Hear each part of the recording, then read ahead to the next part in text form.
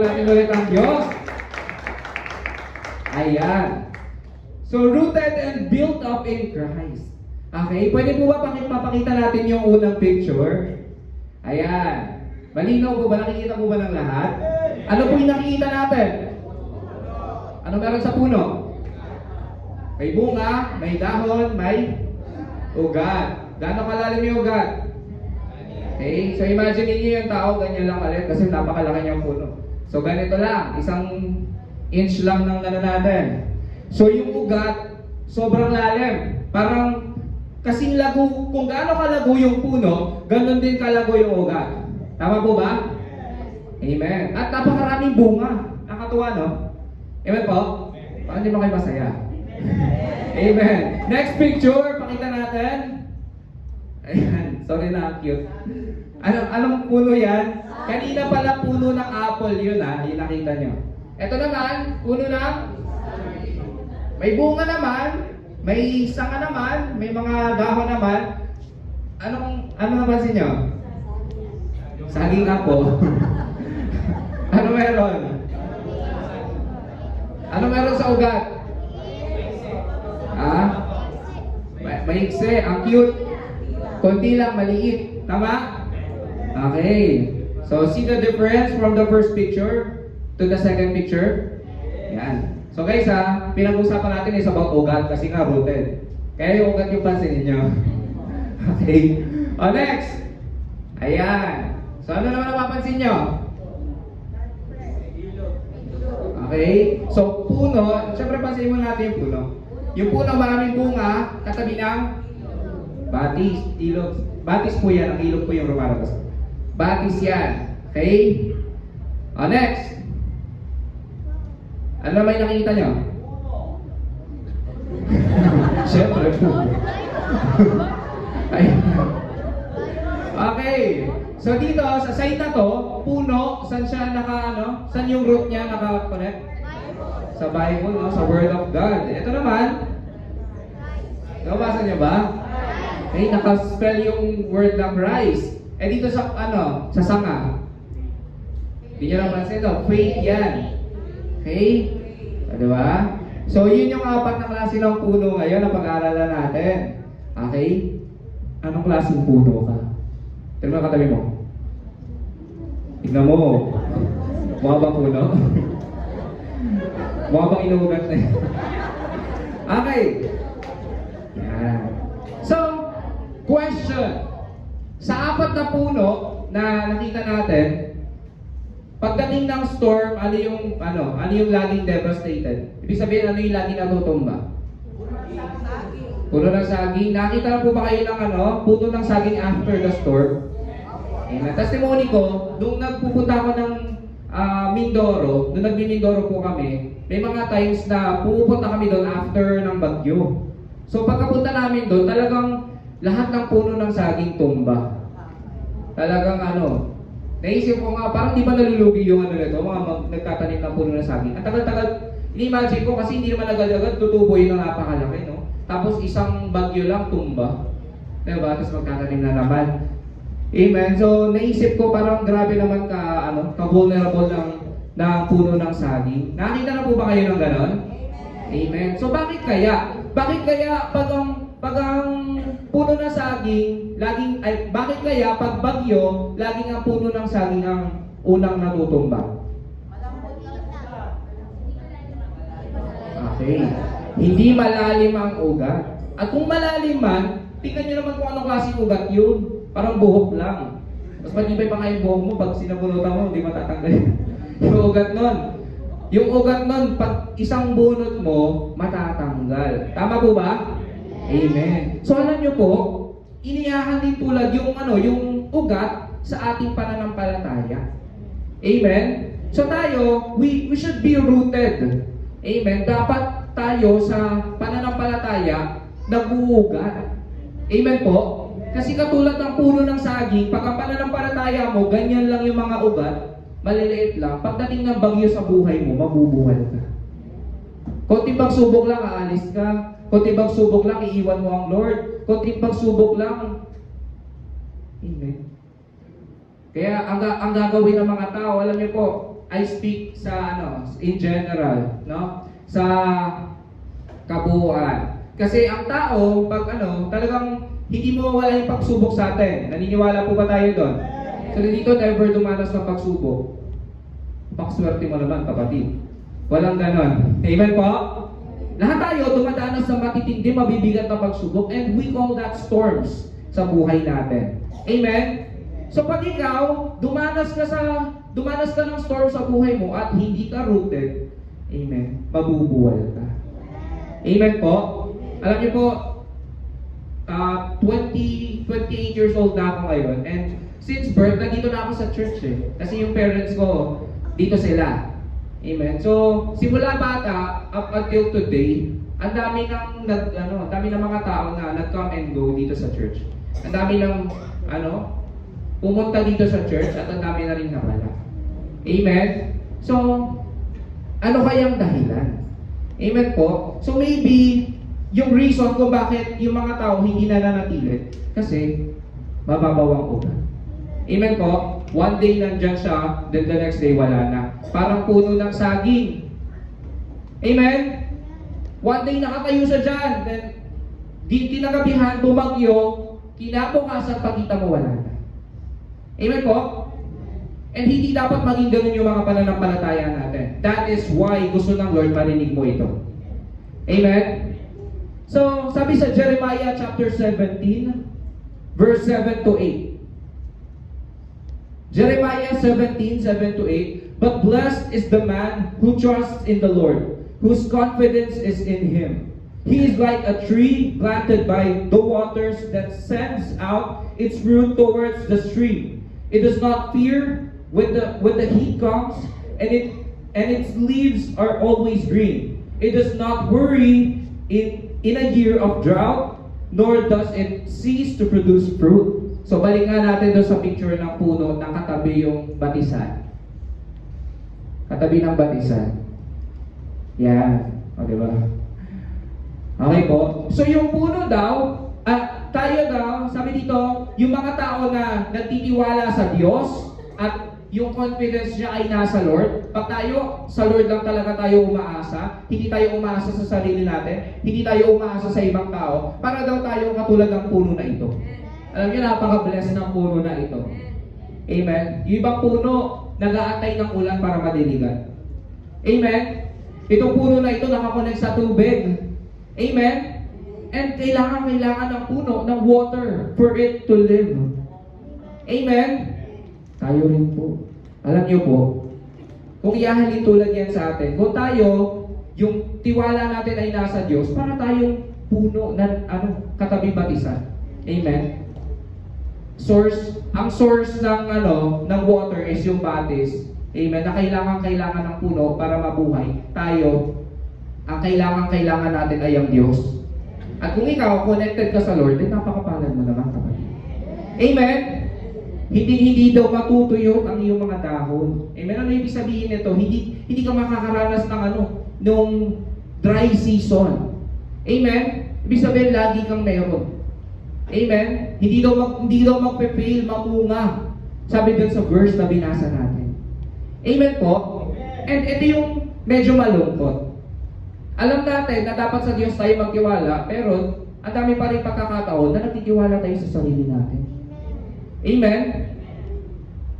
Na nasusunod pa rin yung sarili natin. Guys, once na tayo nagtiwala sa Diyos, dapat ang Diyos ang nasusunod. Hindi ikaw. Amen po?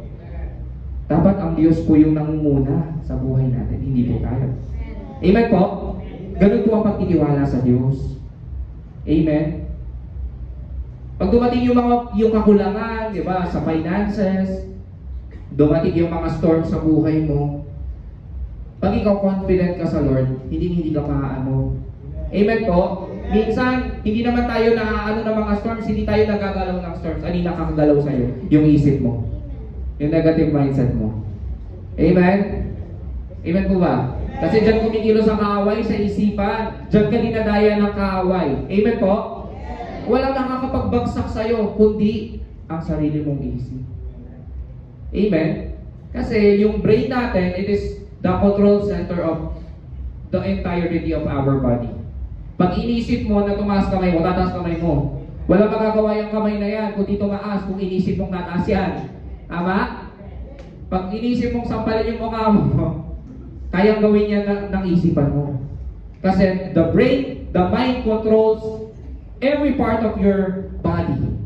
Amen po? Kahit yung kilay mo, tataas yan pag sinabi ng ano mo. Pag sinabi ng isipan mo. Amen? Wala kang magagawa pag ang isip mo yung nagsalita. Bakit? Kasi yung isipan mo yung kumokontrol sa'yo. Amen?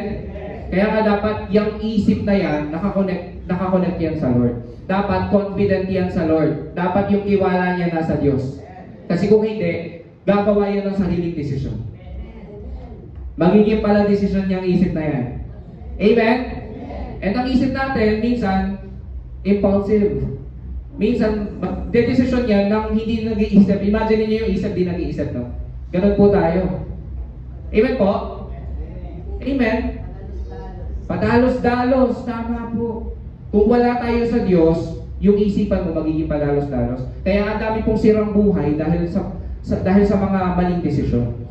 At yung mga maling desisyon na yun, bunga ng hindi pagiging connected sa Diyos. Nang hindi pagtitiwala sa Diyos. Bakit? Sa iba nagtiwala. Either sa sarili or sa iba. Amen po? Amen. Dapat yung confidence natin, yung trust natin dapat sa Lord lang. Dahil kung hindi, kawawa ka. Amen? Blessed yung mga tao na nagtitiwala sa Lord. Pero kawawa yung mga taong hindi. Amen po? So why is it important to be rooted in Christ? Bakit importante na maging rooted tayo sa Lord? Unang-una, to stand strong during trials.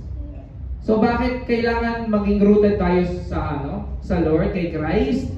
Kasi kailangan natin manatiling nakatayo during trials. Amen? So, pinapakita ng Bible na dapat magkaroon tayo ng confidence. Amen? Magkaroon tayo ng confidence na makakatulong sa atin para maging firm. Mag-stand and maging firm. Ibig sabihin, hindi mabuwal. Amen po? Kasi nga, ang Bible, ang pananampalataya natin, ito yung nagiging ugat na kumakapit para hindi ka mabuwal. Amen po? Parang yung pinakaunang puno na nakita natin, ng ugat niya, no? Napakalalim. Tama po ba? Pero alam nyo ba, yung puno ng apple na yon, kahit anong lalim ng ugat, mabubuwal pa rin. Amen? Tama po ba?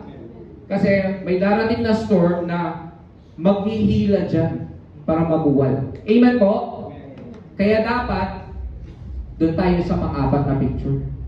Amen? Dapat yung ugat mo na kay Kristo. Amen? Nakaugat ka kay Kristo kasi kung hindi mabubuhay ka. Amen? Bakit ka naririto ngayon? Dahil ba sa katabi mo? Dahil ba sa blessings na iniintay mo sa Lord? Dahil ba sinabi ng leader mo? Dahil sa nag-invite sa'yo? O ano bang dahilan? Kapatid, kung ang dahilan mo ay hindi si Kristo, mabubuhay ka. Kaya dapat si Kristo maging dahilan kung bakit naririto ka. Dahil si Kristo ang magiging dahilan para manatili ka. Amen? Paano kung ikaw na lang? Mananatili ka ba? Ay, wala nang tao sa church, uwi na rin ako. Amen? Ay, wala na dito yung kasama ko sa church, uwi na ako. Amen po? Pag hindi si Kristo yung dahilan kung ba't naririto ka, umawala ka. Amen po? Kaya dapat si Kristo ang dahilan kung bakit naririto tayo. Amen? So, ayan. Kailangan maging rooted tayo in Christ. Amen po? Para magkaroon tayo ng confidence. Hindi ka mabuwal. Kahit na anong bagyo yung dumarating, makikita mo pa lang yung bagyo, ay, kayang-kaya ko to dahil na kay Kristo ako. Dapat ganun yung thinking mo. Amen? Ganun ka dapat ka-confident sa Lord. Amen po? Yan. So personally, ako po, marami akong mga trials, mga testings, mga sufferings, mga nararanasan na minsan sinasarili ko lang, pero nakakatuwa kasi pag nasa Lord ka, parang ako ang iniisip ko, let it be. Mangyari na mangyari. Basta nasa Lord ako. Amen? So, dapat ganun po tayo. Hindi po sa itinataas ko yung sarili ko, pero ito yung pinarealize sa akin ng Lord eh. Di ba? Bakit ka mag-aalala kung wala ka naman talaga magagawa? Amen? Bakit ka mag-aalala kung wala ka naman talagang magagawa? Let it be. Hayaan mo ang Lord. That's the confidence that we should have. Amen? Amen po? Huwag tayo pala desisyon. Balik ko yung huwag tayong magpagad. Amen? Yung hindi natin kaya, hayaan na natin ang Diyos. Ganun po dapat tayo maging confident sa Kanya. Amen? Na hindi niya hahayaan na ikaw mabuwal ka. Basta ikaw, huwag mo hahayaan mabuwal ka sa sarili mo. Amen po? Kasi may nakita ka bang puno na kusang bumuwal sa sarili? Diba? Kusang pinunod yung ugat niya. Yoko na. Wala pong ganun. Amen po? Kaya huwag ka pala desisyon, kapatid. Amen? Hayaan mo ang Lord, maging confident ka sa Kanya. Amen? God is in control. Amen po? Hindi ka matatakot kung alam mong nandyan ang Diyos. Parang tayo sa magulang, no? Pagkasama mo magulang mo, hindi ka matatakot. Kampante ka. Amen po? Nandun yung feeling of, pagiging kampante. Kasi alam mo na protected ka. Alam mo may backup ka. Amen? Mga gangster nga, kaya sila sumasali sa gang kasi alam nila may backup sila. Pagkasama nila yung mga kagang nila, di ba? Kung maglakad sa kalye, no? Parang kala mo kayang anuhin lahat. Kayang daragin lahat. Pero pag mag-isa lang yan, tinan mo. Totoo yun. Amen? Totoo yan, pag mag-isa ka, feeling mo, vulnerable ka. Kasi totoo naman. Amen po? Inihalito lang tayo sa tupa. Pag ang tupa, naligaw, mag-isa, vulnerable yan. Prone yan sa aksidente. Prone yan sa lapain ng mga mababangis na hayop. Tama po? Ganun din tayo. Pag tayo wala sa Lord, kawawa ka. Amen? Pero kung nasa wilderness, mag-isa ka. Anytime, pwede may lumapa sa'yo. Amen po? Amen. Kaya huwag kang mag-iisa. Amen? Sama mo lagi ang Diyos dahil laging nandyan ang Diyos. Amen po? So you will be able to stand strong in your faith even during major life changes or transitions pag yung confidence mo ay nasa Lord. Amen? Pag nasa Lord ka, then sagot ka ng Diyos. Amen? Pangalawa, bakit importante na maging rooted tayo in Christ? So being rooted in Christ is the key to bear fruit. Dahil kay Kristo, dahil rooted ka kay Kristo, doon ka namumunga. Alam niyo po, maraming puno na rooted naman pero di namumunga. Amen? Nakita na ba kayo ng puno na walang bunga? Amen? Walang halaga. Amen? Matatag ka nga, let's say, kasi nga, strong yung personality mo. Pero, you will not bear fruit. Amen? Hindi ka mamumunga. Ano ba yung bunga sinasabi natin? Ito yung yung hatid ng pagiging connected natin sa Diyos. Amen? Yung fruit of the Holy Spirit, yung pagbabago. Amen? Yan yung mga bunga na connected tayo sa Lord. Amen po? Yung mga mabubuting gawa, yan po yung mga bunga na connect tayo in Christ. Amen? So, sabi sa John chapter 15, verse 4 to 8, John 15, 4 to 8, manatili kayo sa akin at ako'y mananatili sa inyo. Hindi makakapamunga ang isang sanga malibang nakakabit dito sa puno. Gayon din naman, hindi kayo makakapamunga kung hindi kayo mananatili sa akin. Ako ang puno ng ubas at kayo ang aking mga sanga. At ang taong nananatili sa akin at ako rin sa kanya ay mamumunga ng marami sapagkat wala kayong magagawa kung hiwalay kayo sa akin. Sa 6, ang hindi nananatili sa akin ay tulad ng mga sangang itinatapon at natutuyo. At pagkatapos ay itinitipon at inihahagi sa apoy para sunugin. Kung mananatili kayo sa akin at ang aking mga salita, at ang mga salita ko ay mananatili sa inyo, ipagkakaloob ko ang anumang hingin ninyo. Napaparangalan ng aking Ama kung namumunga kayo ng sagana. At sa ganitong paraan ay naipapakita ninyo na mga tagasunod ko kayo. Amen? Grabe, napaparangalan daw po natin ang Ama pag tayo namumunga. Amen? So kung ikaw, ang tagal-tagal mo na sa church pero ganyan ka pa din, asan na yung bunga doon? Amen po? Kaya po tayo nandito para tayo ay magbago. Amen? At kalakip ng pagbabago na yon ay ang mga bunga. Amen? Nakaloob ng Diyos. Amen po? Dapat nagbubunga ka. Amen? Alam niyo yung yung puno na maraming bunga, nagiging kapaki-pakinabang siya dun sa mga tao na sa paligid niya. Amen po? Ganun din po dapat tayo. Pag tayo namumunga, kapaki-pakinabang ka sa mga tao na sa paligid mo. Pero ano yung puno na hindi namumunga? Perwisyo, di ba? Bakit? Kasi nalalaglagan lang lagi ng dahon. Tama? Linis ng linis yung nasa paligid, pero kalat ng kalat. Ganun po tayo pag hindi tayo namumunga, puro kalat pa lang. Amen po? Amen? And kung hindi tayo connected sa Diyos, di ba, may sanga ba na hindi connected na namumunga? Wala. Amen po? Amen? So dapat connected tayo sa Diyos.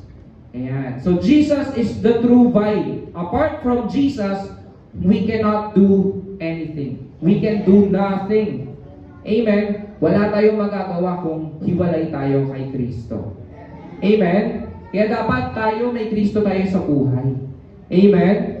So kung ngayon, wala ka pa Kristo sa buhay mo, sa puso mo, then it's time na tanggapin natin si Kristo sa buhay natin, personally.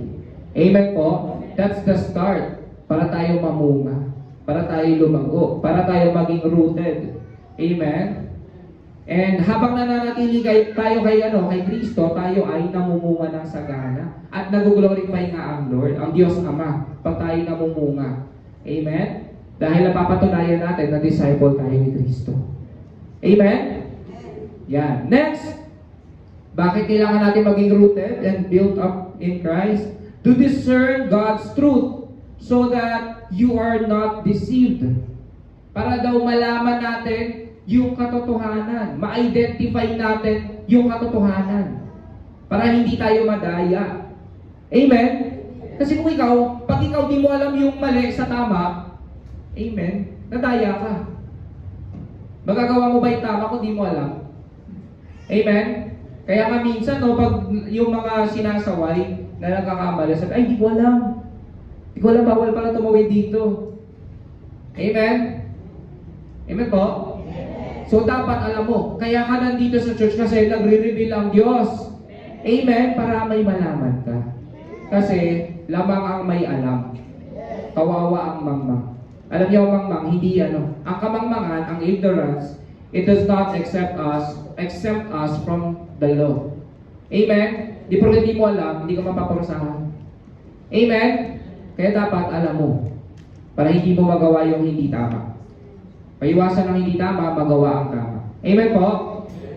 Sabi yan sa Matthew chapter 24, verse 10 hanggang 13. Matthew 24, 10 to 13, marami ang tatalikod sa kanilang pananampalataya, kapopuotan at ipapahuli nila ang kapwa nila mananampalataya. Lilitaw ang maraming huwad na propeta at marami ang maliligaw nila. Lalaganap ang kasamaan at dahil dito, malalamig ang pag-ibig ng maraming mananampalataya.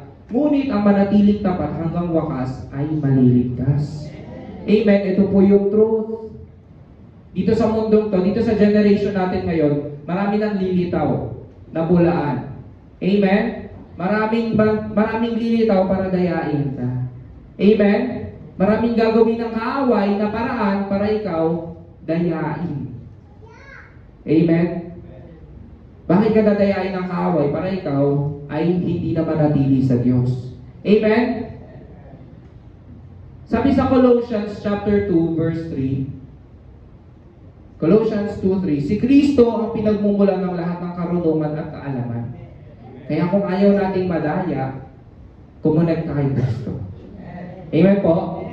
Dahil si Kristo ang pinagmumulan ng lahat ng karunungan at kaalaman. Sinabi rin yan sa John chapter 14 verse 6. Sabi niya, di ba? Ako ang daan, ang katotohanan at ang buhay. Amen? Walang makakarating sa Ama kung hindi sa pamamagitan ko. Amen po? Si Jesus ang katotohanan. Amen. Kaya kung ayaw mo mamuhay sa kasinungalingan, kumonect ka kay Kristo. Amen. Kailangan mo si Kristo. Dahil dito sa mundong ito, maraming mandadayang sa iyo. Amen po? Maraming manlilinaw. Maraming scammers. Amen? Kaya kay Kristo po tayo. Amen po? Yan. So yung yung mga ugat na matibay, yung kay Kristo, naka-root or rooted in Christ, and sa Word of God, ito yung tumutulong sa atin na ma-discern or ma-identify, malaman.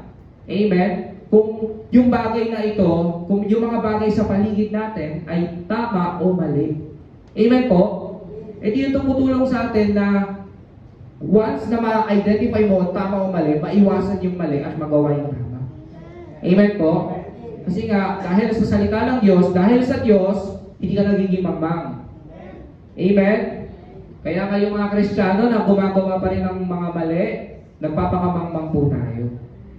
Kasi ino-open ng Lord yung mga mata natin para hindi ka na maging mangmang. Amen po? Ayan.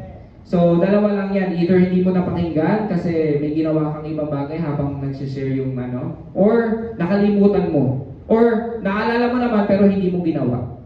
Amen po? Yan. So, gawin natin kung ano yung tama. Pinapadiscern sa iyo ng Lord yung mga bagay, di ba? Nire-reveal sa iyo ng Diyos yung dapat gawin at sa hindi dapat gawin. Huwag mo nang gawin yung mali. Amen?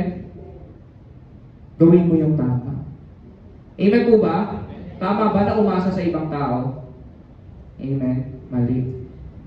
Amen po, umasa tayo sa Diyos. Amen. Baka meron pa dito pag diba? Meron pa dito pag may kagalit, diba? Kulawin mo nga yan, kulawin mo nga. Pinupapakulam pa. May gano'n pa ba? May sumasangguni pa ba sa mga, mga ganon? Naku kapatid.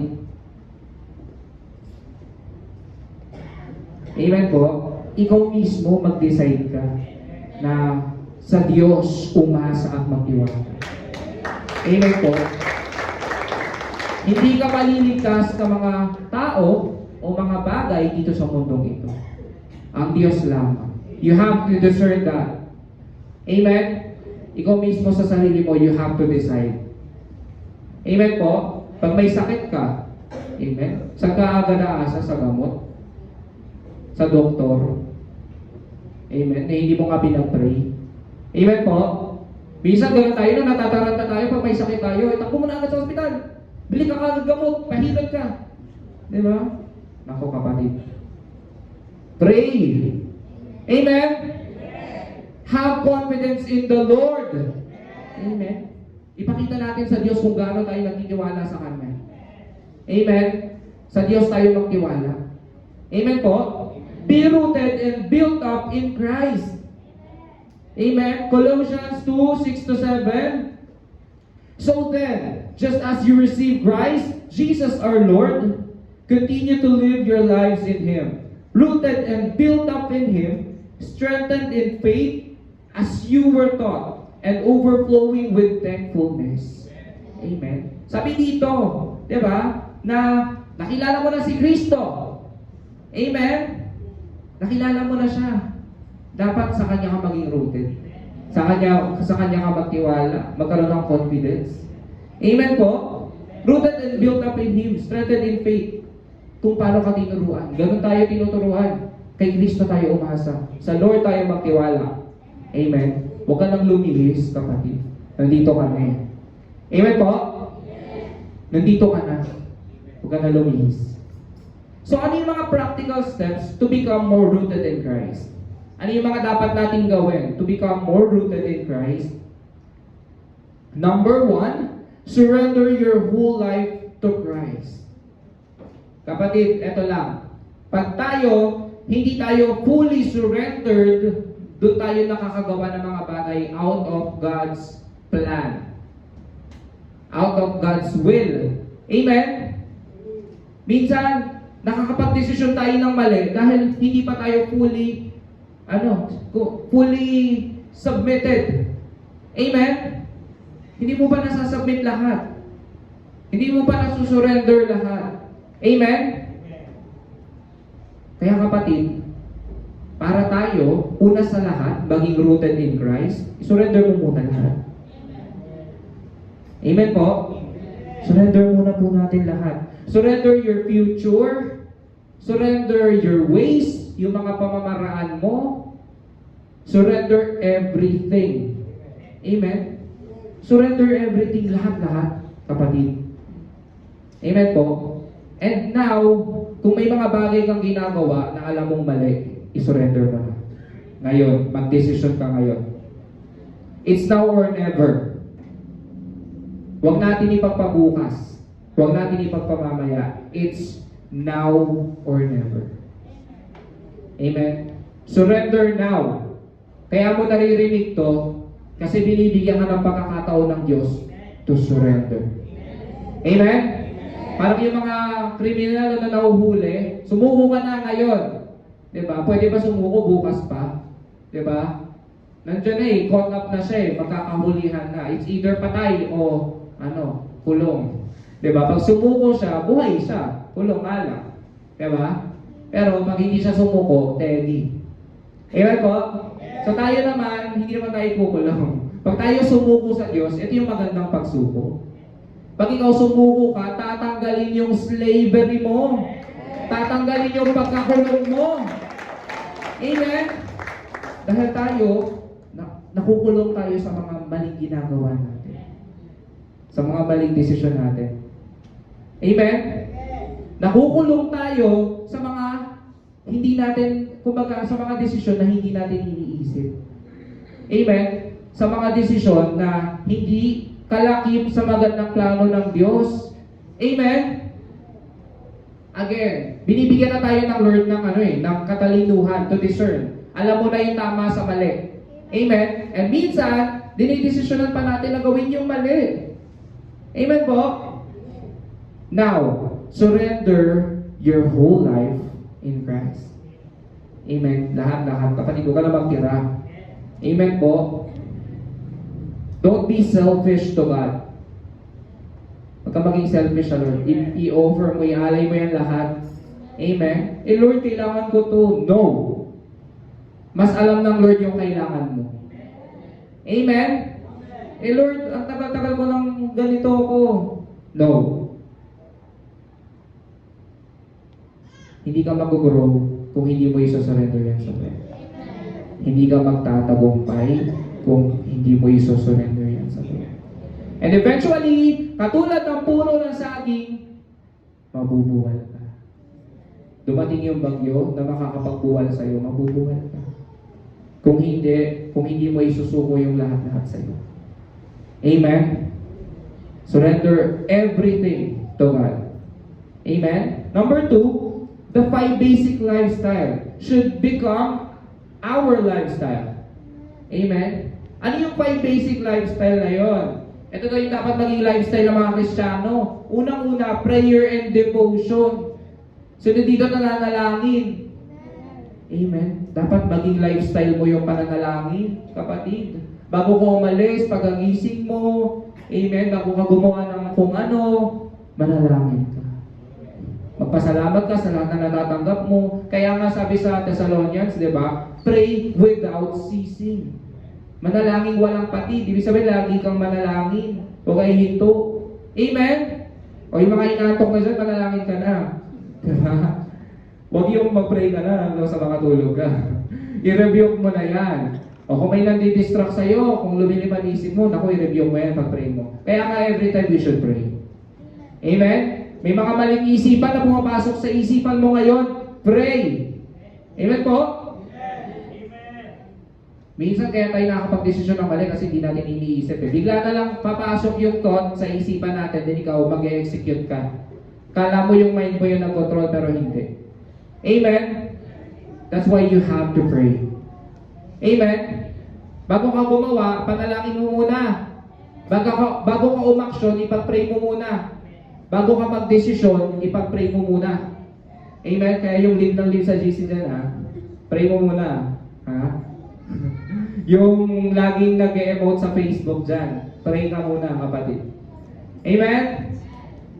Ayan. So, isa din ako dyan kasi medyo, di ba? So, given naman sa tao na mababaw tayo in terms of emotions. Pero, di ba, kamang-mangan yung ikaw magdedesisyon ka kaagad na hindi mo iniisip at hindi mo itinataas sa Diyos. Amen? Amen? Kaya pray. And do our devotion. Ano yung devotion? Yun yung ano natin. Yun yung pagbabasa natin ng Word of God. Be devoted sa pagbabasa ng Word of God. Amen? Go deeper in prayer and in the knowledge and understanding of the Word of God. Amen? Magpakalalim ka, kapatid. Dapat habang tumatagal tayo dito sa church, lumalalim yung pananampalataya natin. May ugat ba na paurom yung ano? Yung paglago? Wala. Amen po? Amen? Kawawa naman yung mga ugat na stagnant, hindi na lumago, hanggang dyan lang. Para nga yung saging. Amen? Kaya dapat, ikaw, go deeper. Amen?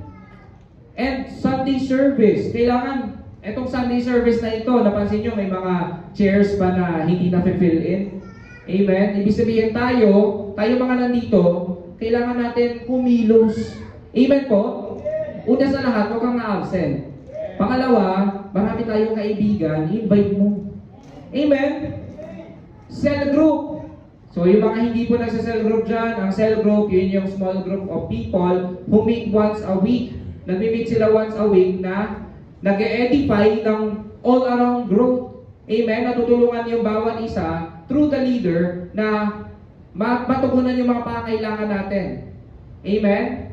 So, mag-cell group rin tayo. Amen po, mga small group, may mga leaders po tayo dyan. Yung mga hindi po nagsa-cell group ngayon, mamaya, i-reach out natin yung mga leaders sa likod. Amen? Tanungin nyo, anong oras yung cell group? Amen? Yan. So, tapikin mo muna yung katabi mo, sabi mo, dilat. Yan, lapit na. Okay. Training. So, meron po tayong mga training katulad ng discipleship. Meron po tayong process, yung School of Leaders, Life Class, School of Leaders. Amen. May mga special gatherings tayo tulad ng mga convention, conferences, mga youth fellowship, yung women's fellowship, men's fellowship, lahat po yan ay mga gathering for training. Amen? And tithes and offerings sa pagbibigay sa Diyos. Amen? So yan po, yung 5 basic lifestyle should become your lifestyle. Amen? Kasi basic pa lang yan. Amen po? Mag-umpisa muna tayo sa basic kung gusto natin lumago. Number 3, spend time with God in worship. Amen? Bigyan mo ng time ang Lord, mag-worship ka. Baka sa bahay, mga pinapatugtog mo yung mga kung ano-ano. Diba? Mag-worship ka, kapatid. Kuya, hindi ako magaling kumanta. So, amen. Magpatugtog ka ng worship, sabayan mo. Diba? Para kunyari ka, boses mo yung ano. Amen? Ang worship, it's not about singing. It's not about dancing or anything. It's about your heart towards God. Amen? Spend time in worship. Magpakalalim ka sa Diyos, di ba? Bumabad ka sa presensya ng Diyos. That is worship. Amen po? Yan. So, another lifestyle na dapat magkaroon tayo bilang mga Kristiyano para tayo maging rooted in Christ. Amen? Number 4, surround yourself with the right people. Baka naman lagi tayong lagi yung mga ka-circle of friends natin, yung mga kung ano naman ginagawa sa buhay. Amen? Katulad nga ng topic namin sa cell group kahapon, be the light of this world. Make an impact. Hindi pwede na ikaw yung nadadala ng mundong ito. Dapat ikaw yung nagiging ilaw ng sanlibutan. Amen? Sino yung nandito nung nag-brown out last time? Nung last Sunday? Ang dilim, di ba? Diba? So, ganun yung importance of the light. Tama? Nagbibigay ng liwanag. Amen po ba? Kasi pag madilim, una sa lahat, pag naglakad ka dyan, you may stumble. Pwede ka madapa. Pwede ka makabangga, mapahamak. Tama po ba? Amen? So, kung tayo nasa kadiliman, kawawa tayo. Kaya tayo na may Kristo, sabi sa John, Jesus is the light of the world. And kung ikaw, bitbit mo si Kristo, you are the light of this world. Sabi yan sa Matthew. Kaya be the light, kapatid. Amen? Huwag mo itago yung ilaw mo. Huwag mo patayin pagkasama mo na yung mga kaibigan mo sa kadiliman. Amen? Hindi mo yan maitatago. Amen po? let it light up. Amen? Amen po? So, surround yourself with the right people. Una, ikaw muna maging right people ka. Amen? Pangalawa, dumikit-dikit ka sa leader mo. O, sino dito may mga leader? O, baka naman yung leader mo, iniiwasan ko pa, di mo re-replyan.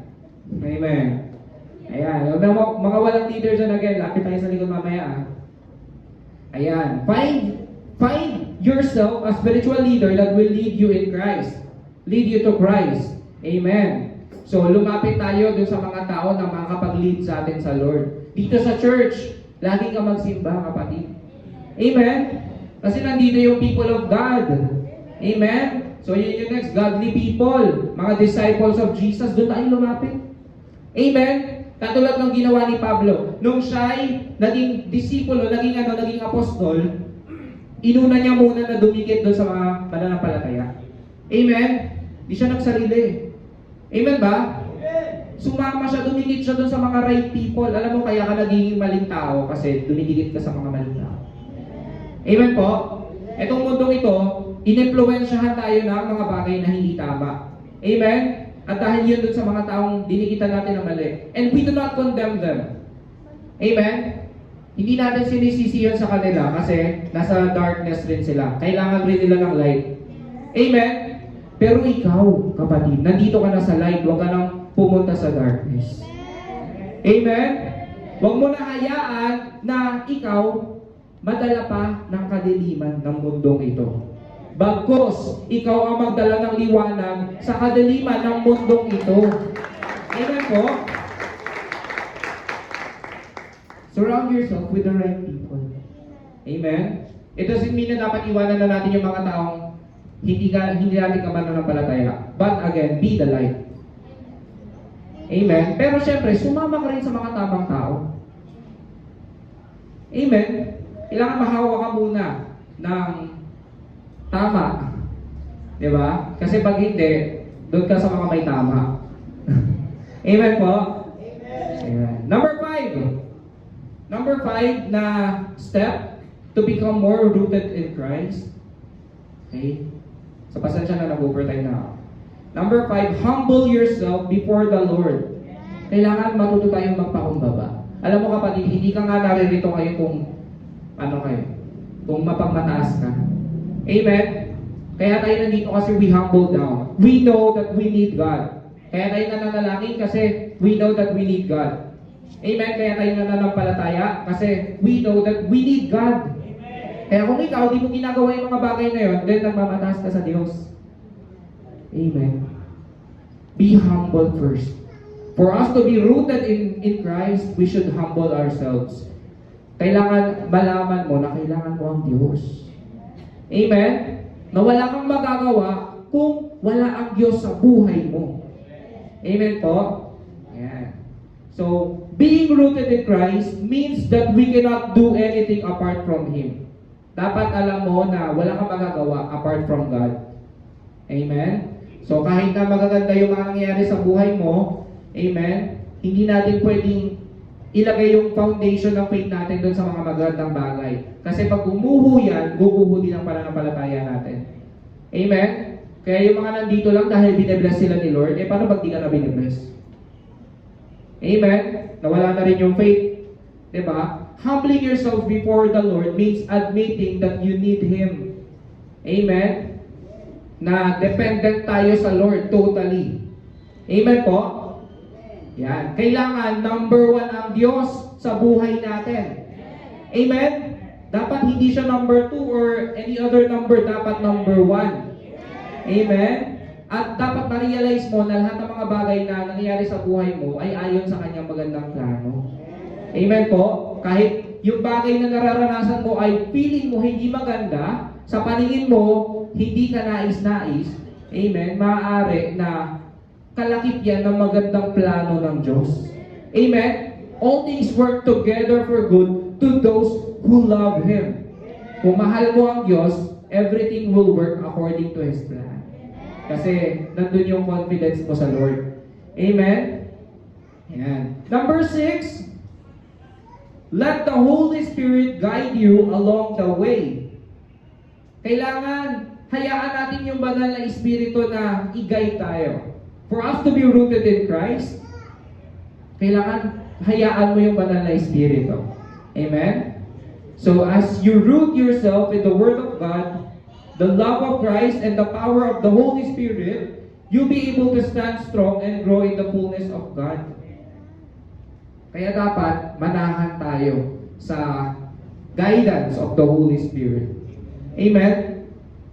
And last, walk in faith. Live by faith. Amen?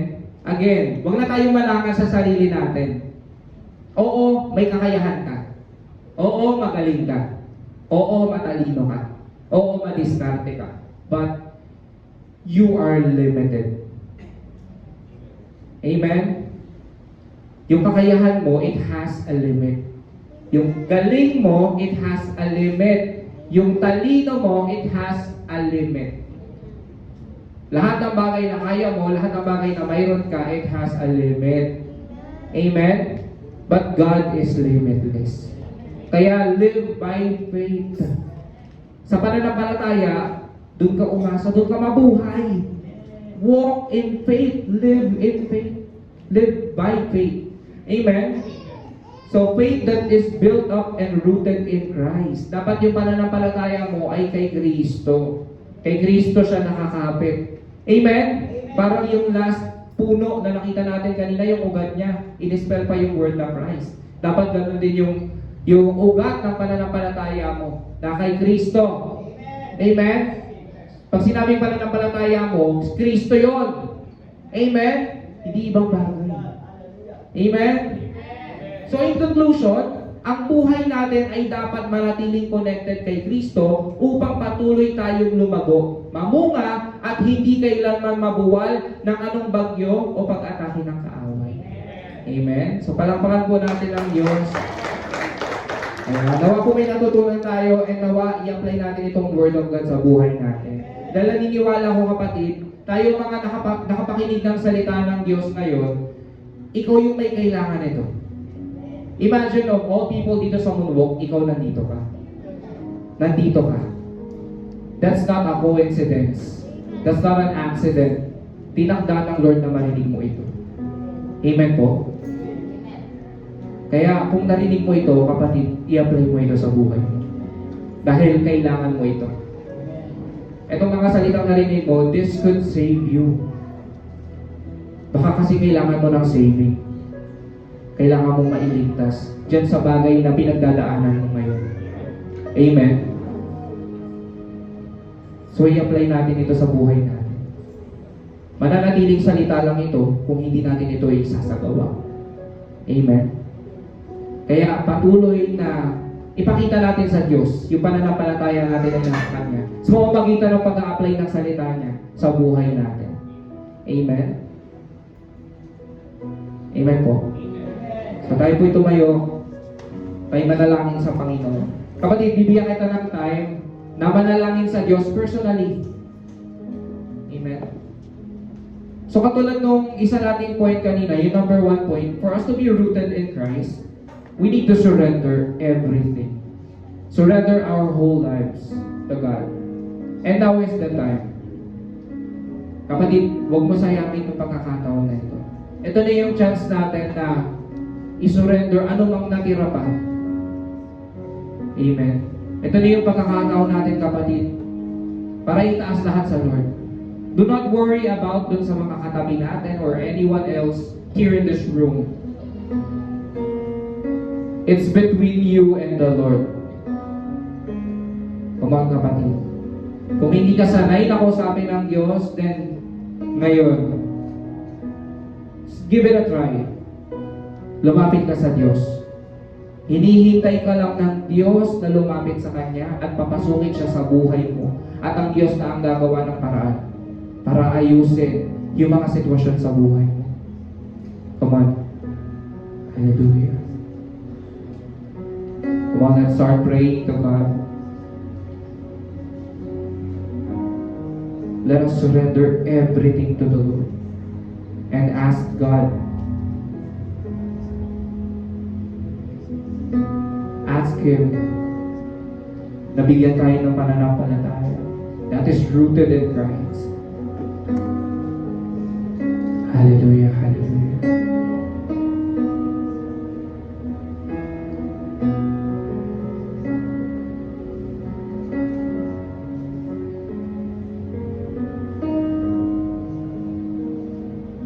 We worship you, Lord.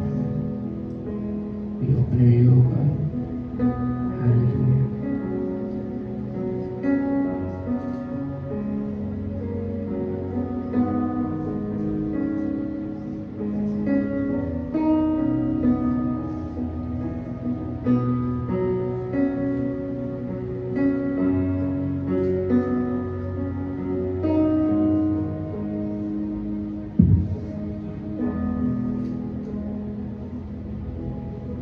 Hallelujah.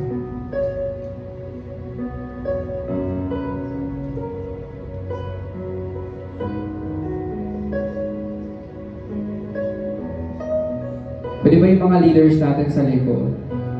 Humanap tayo ng tao dito sa room na ito na gusto nating ipag-pray. Come on. So kayo po yung bahala kung sino yung nililid ng Lord sa inyo na ipanalangin ngayong oras na ito. Come on. Do not hesitate to pray.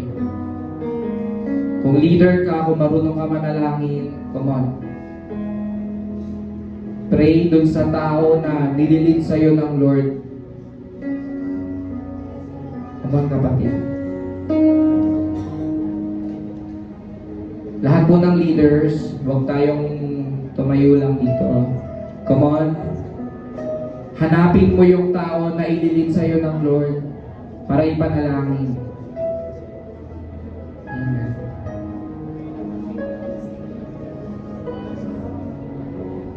Hallelujah.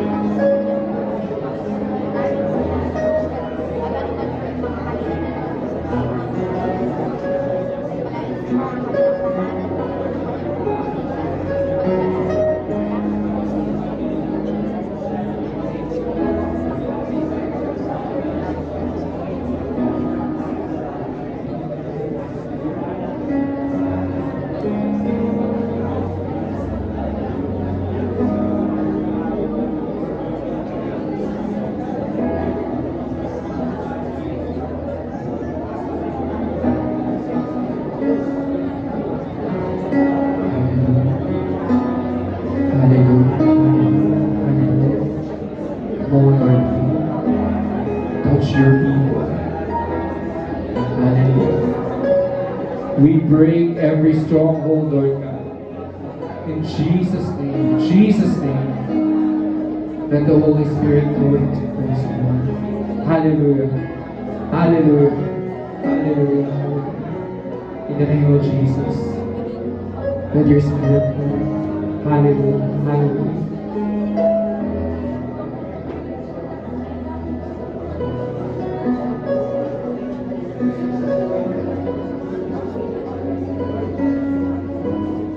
Hallelujah, Panginoon. Patuloy, O Diyos, na lumalapit kami sa iyong harapan. Nagpapakumbaba kami, Panginoon. Inaamin, Lord, namin, Lord, God, na wala kami magagawa kung kami ay hiwalay sa iyo. Kaya salamat, O Diyos, dahil naririto kami. Salamat, Panginoon, sa buhay, sa puso ng bawat isang naririto, O Diyos. Alam ko, Panginoon, na ang bawat isang naririto ay mahal mo. Kaya narinig namin ang mga salitang nagmula sa iyo, Panginoon. Salamat sa pag-ibig mo, Panginoon. Salamat sa paghibo mo sa amin ngayon. Salamat dahil naranasan namin yung kapangyarihan mo, O Diyos, sa lugar na ito. Kaya patuloy, Panginoon, hanggang sa paglabas namin dito, O Diyos, hanggang sa pag-uwi namin, Panginoon, tulungan mo kami, O Diyos, na dalhin, bitbitin yung salita mo, Panginoon. Hindi ito mawala sa amin, O Diyos, at mamunga ito sa amin, Panginoon, at mapakinabangan namin at ang mga tao nasa paligid namin. Lord, ano ba mga ginawa ng kaaway para sirain kami, Panginoon, para durugin kami, para pabagsakin kami. Lord God, itinatali namin ito, O Diyos, at winawalang bisa, Panginoon, sa buhay namin. We renounce it, Lord God, in Jesus' name. And we know na pinalaya mo na kami. And we claim the freedom in Jesus' name. Salamat, Panginoon. Salamat sa katagumpayan. Salamat sa healing, Panginoon. Alam namin, Lord God, na pinagaling mo na kami inside out. Lord God, ano ba mga karamdaman na nakapasok sa aming buhay? Ano ba mga nararamdaman ng bawat isa, Panginoon? Alam namin na itinanggal mo na ito, Panginoon. Pinalitan mo na ito ng kagalingan, O Diyos. And we have confidence in you, Panginoon. Patuloy na magkakaroon kami ng confidence, ng tiwala sa iyo, O Diyos, na hindi mo kami pababayaan. Salamat, Panginoon. At ngayon, Panginoon, maging umpisa ito, O Diyos, ng pagsunod namin sa iyo. Maging umpisa ito, O Diyos, ng paglago ng ugat ng aming mga pananampalataya. Maging build up kami, O Diyos, in Christ. And ganoon din, Lord, sa salita mo, sa banal na Espiritu, Panginoon. Hindi kami umasa sa sarili namin, kundi sa kapangyarihan mo, sa plano mo. Sa iyo, Panginoon, kami umasa at magtiwala. Salamat, Panginoon. Alam namin, O Diyos, na pinagtagumpay mo na kami. Salamat, Panginoon. Salamat, O Diyos. Sa iyo namin itinataas ang lahat ng ito. Sa iyo namin ibinabalik ang pinakamatamis, Lord God, na pagluwalhati at pagdakila sa ngalan ni Jesus. Salamat, O Diyos. To you be all the glory in Jesus' name. In Jesus' name, Amen.